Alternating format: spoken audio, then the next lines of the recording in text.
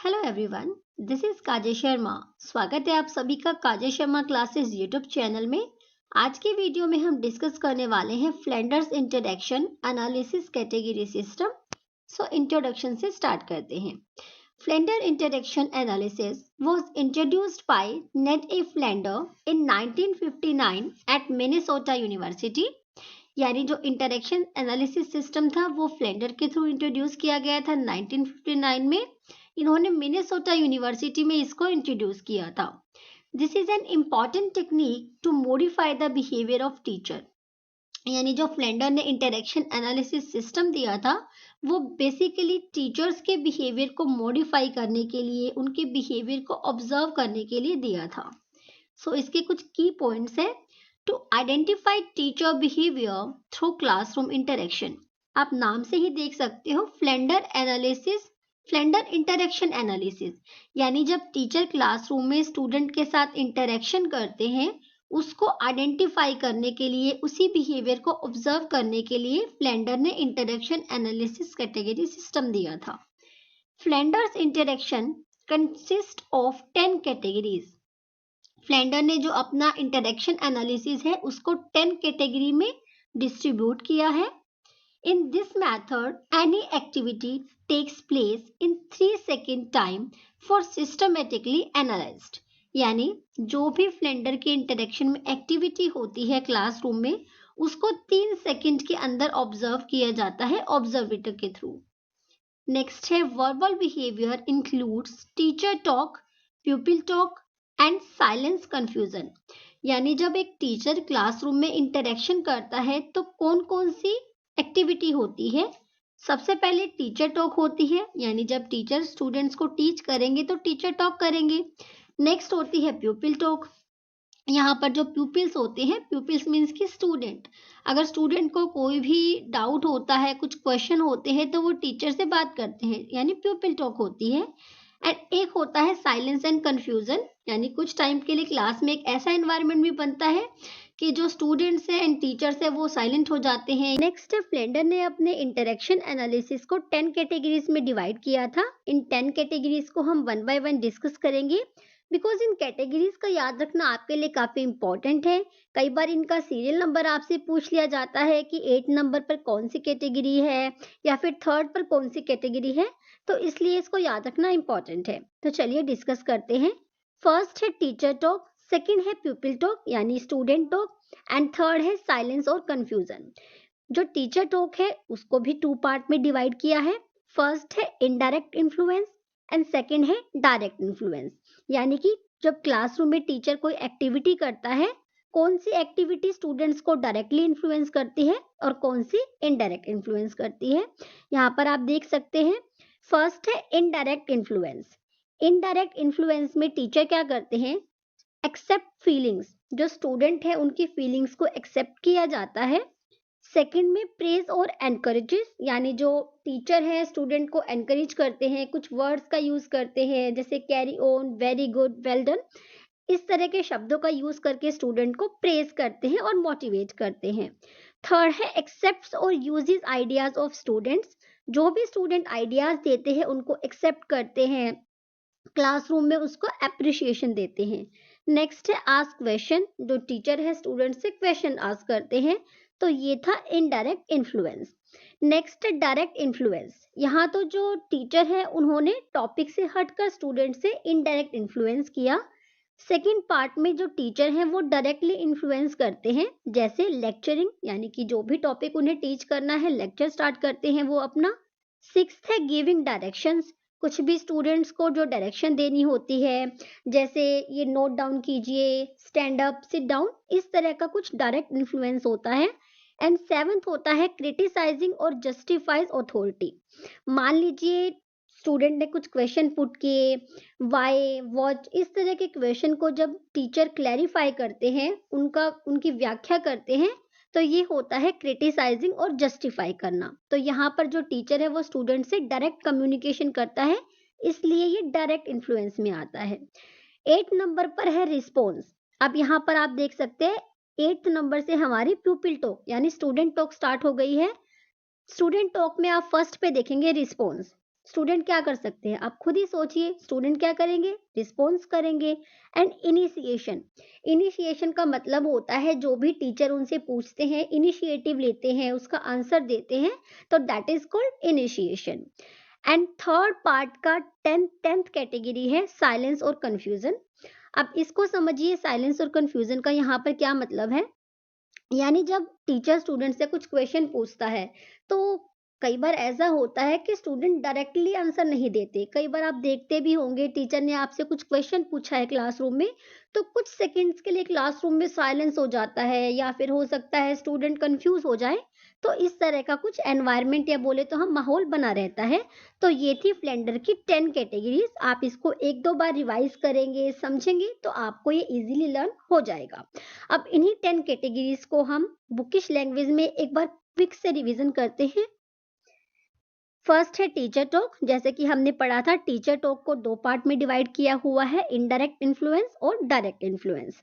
Indirect influence में accept feelings, यानी in this category the teacher accept student feeling in a non threatening manner.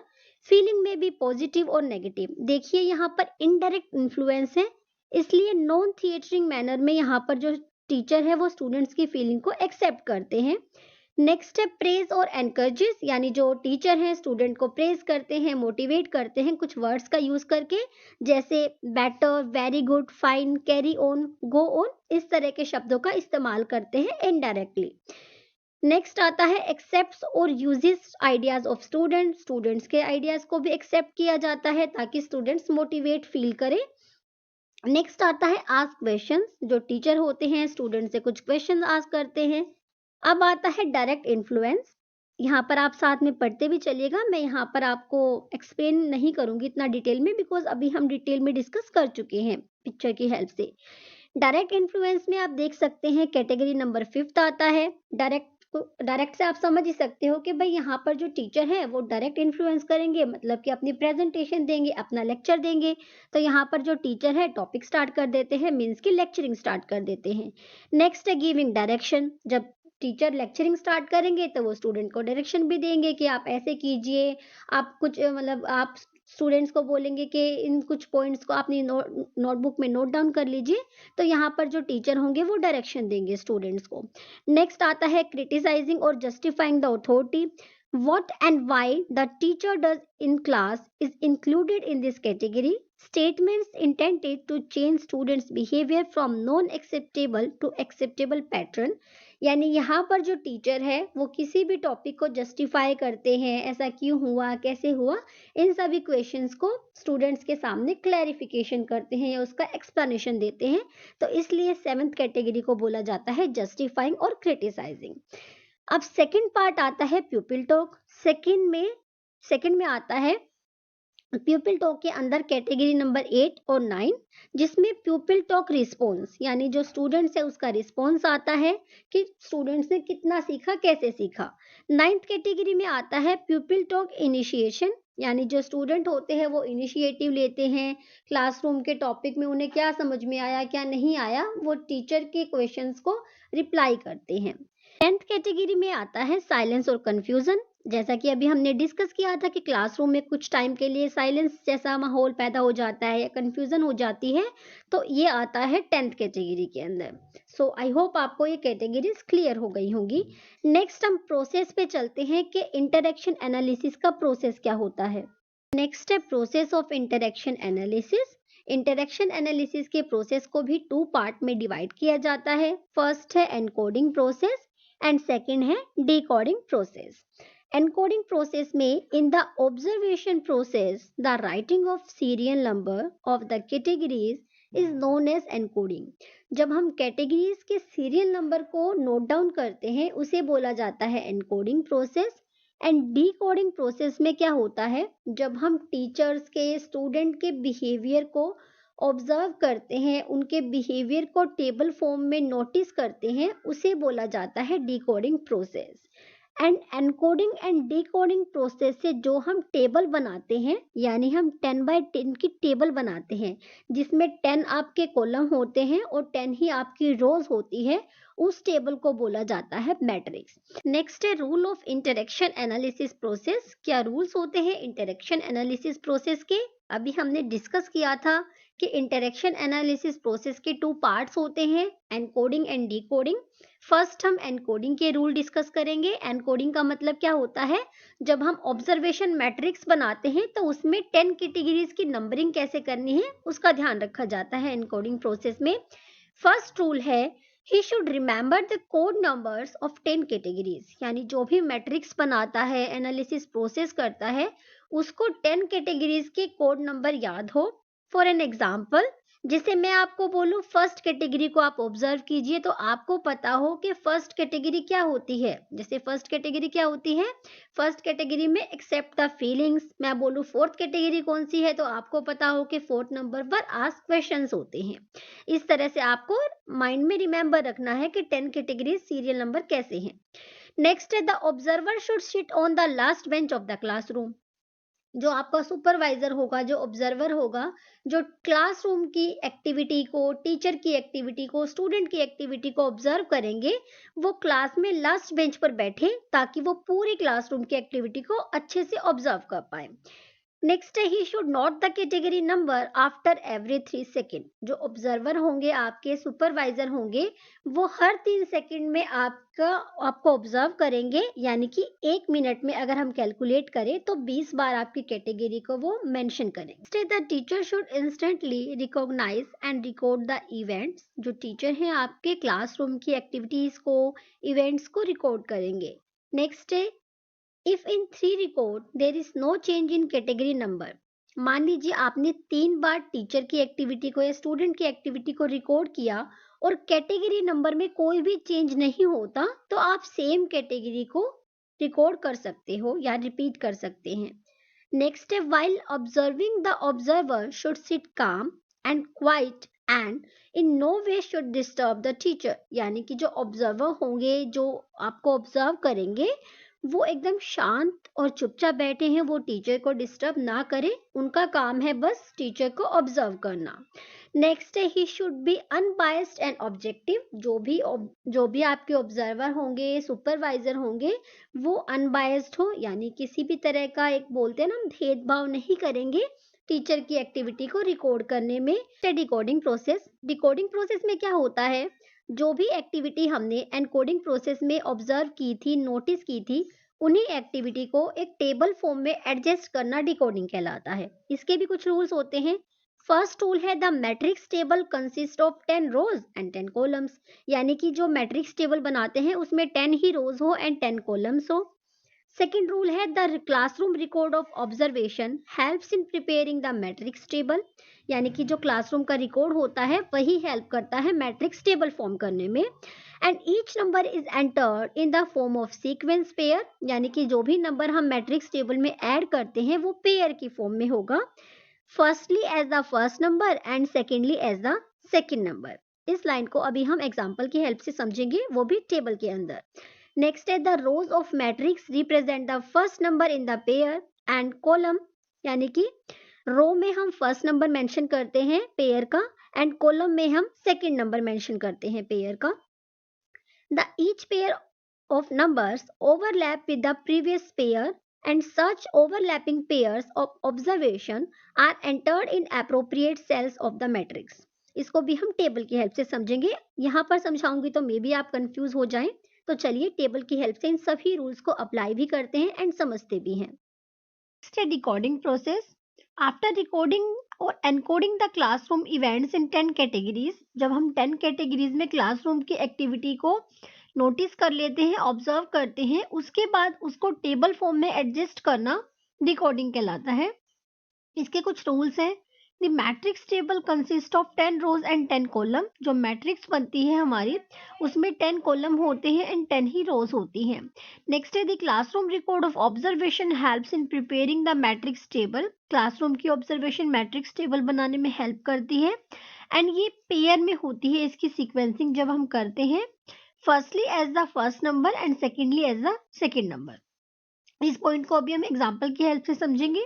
Next है the rose of matrix represent the first number in the pair and column the second.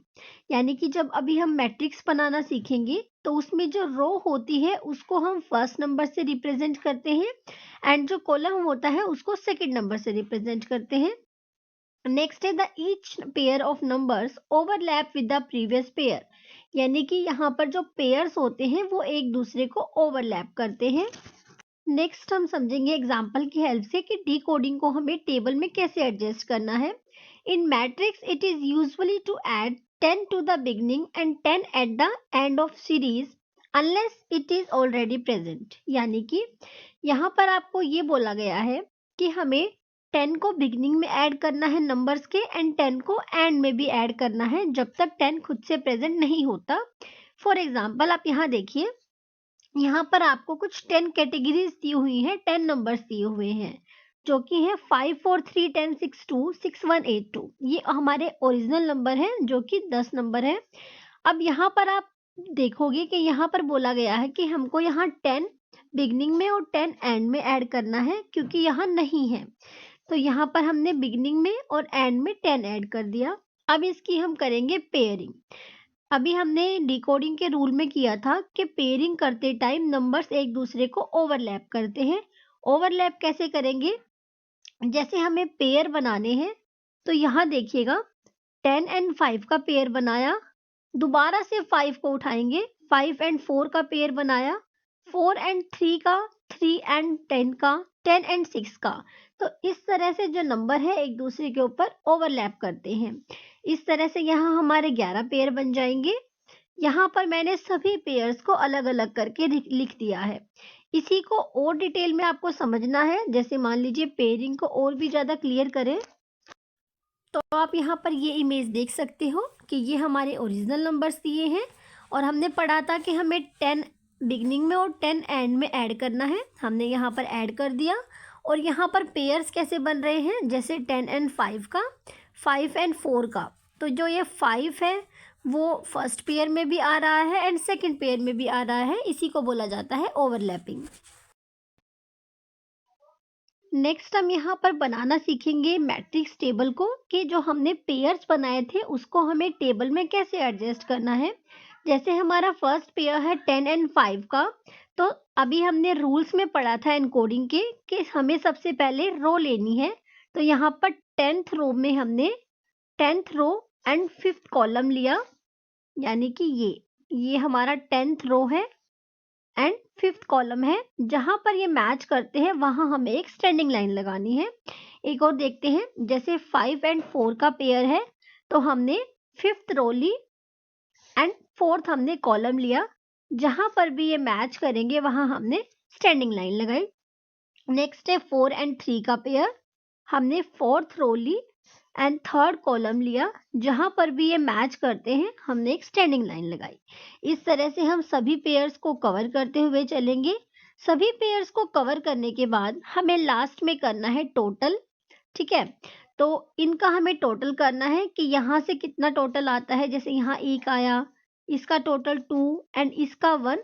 तो इस तरह से हमें total करना है। Same यहाँ पर हम हॉरिजॉन्टल वे में करेंगे एंड लास्ट में हमें ये देखना है कि हॉरिजॉन्टल और वर्टिकल लाइंस का टोटल सेम आए, तभी हमारी मैट्रिक्स टेबल करेक्ट कहलाती है। तो ये थी मैट्रिक्स टेबल फ्रेंडर की, जो कि उन्होंने टीचर के ऑब्जर्वेशन के लिए दी थी। अगर वीडियो से रिलेटेड कोई भी डाउट है तो आप कमेंट कर सकते हैं। वीडियो इन्फॉर्मेटिव लगी हो तो लाइक शेयर एंड सब्सक्राइब। मिलते हैं नेक्स्ट वीडियो में।